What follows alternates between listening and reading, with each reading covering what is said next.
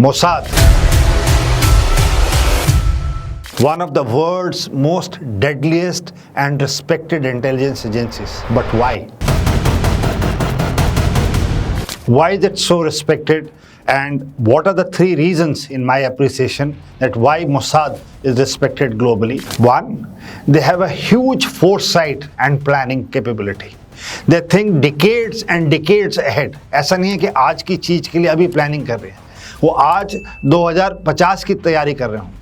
This is what their capability is. Second, they have huge amount of investment in human intelligence. वो अपने लोगों को सही जगह पे प्लेस कर देते हैं जो कि डिकेड्स तक उस सिस्टम में रहते हैं ताकि किसी को पता नहीं. And third and the most important, they are ruthless when it comes to execution.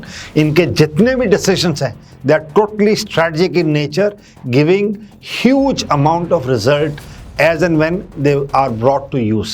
And they always target big things for which they have planned for decades.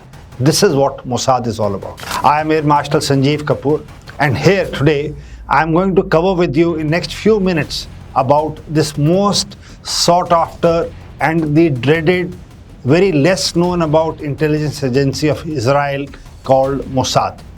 For benefit of all of you, this agency was formed in 1949 after Israel state came into being in 1948.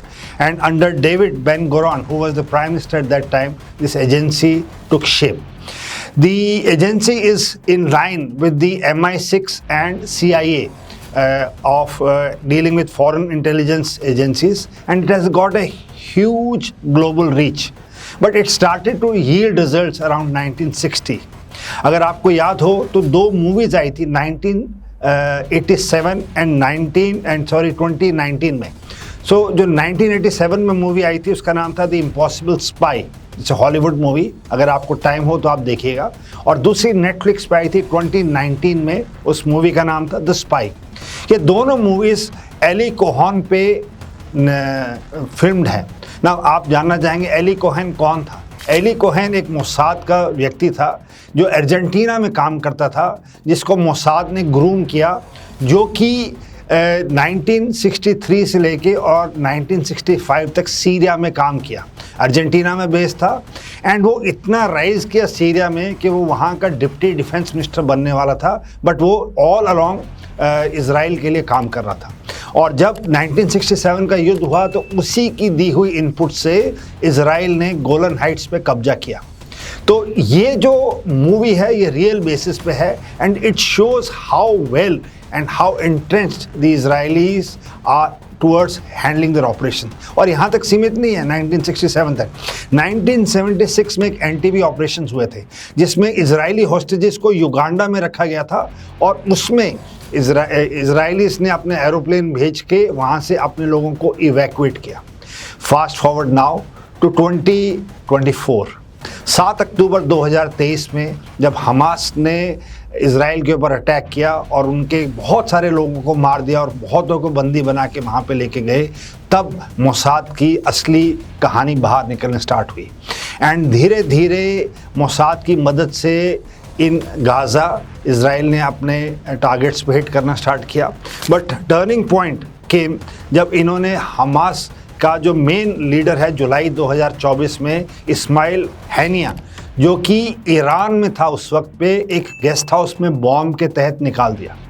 यहाँ तक नहीं सीमित है, Hezbollah के जितने top leaders थे उनका pagers और वॉकी टॉकीज़ के तहत उनकी हत्या की गई या उनको इनकैपेसिटेट कर दिया. वो भी मोसाद की मदद से हुआ. ये भी सितंबर 2024 में हुआ.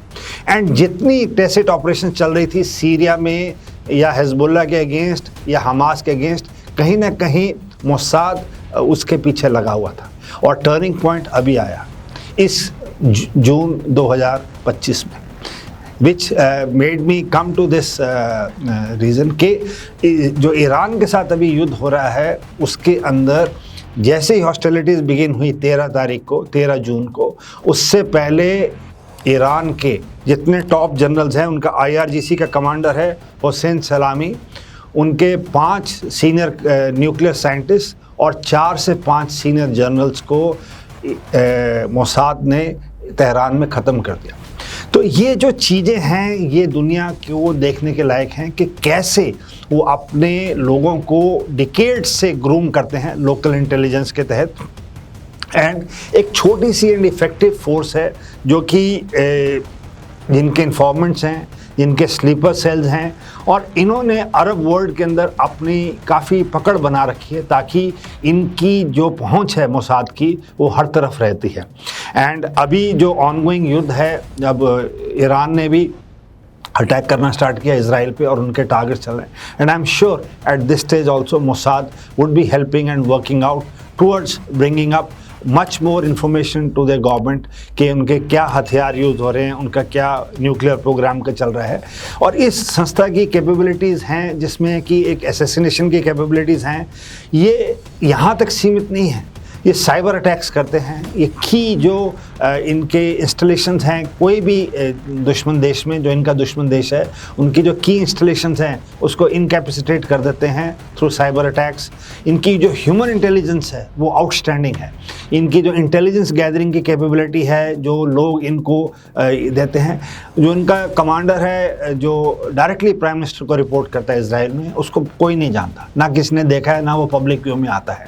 ये क्वाइटली काम करते हैं और ये इतने इफ़ेक्टिव हैं कि ये अपने देश के लिए बहुत ही उम्दा और बढ़िया काम कर रहे हैं, जो कि सारी दुनिया की जितनी भी इंटेलिजेंस एजेंसीज हैं इनसे कुछ ना कुछ हर बारी सीखती है।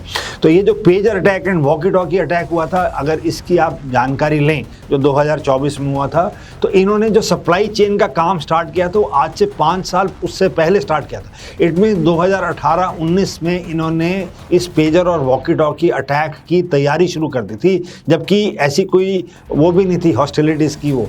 तो वो मैं आपसे कह रहा हूँ कि जैसे इन्होंने एली कोहेन को 1961 में ही उसको सीरिया भेजने का प्लान मार लिया था, जबकि ऐसे लड़ाई की जो 1967 में हुई उसकी कोई आशंका नहीं थी।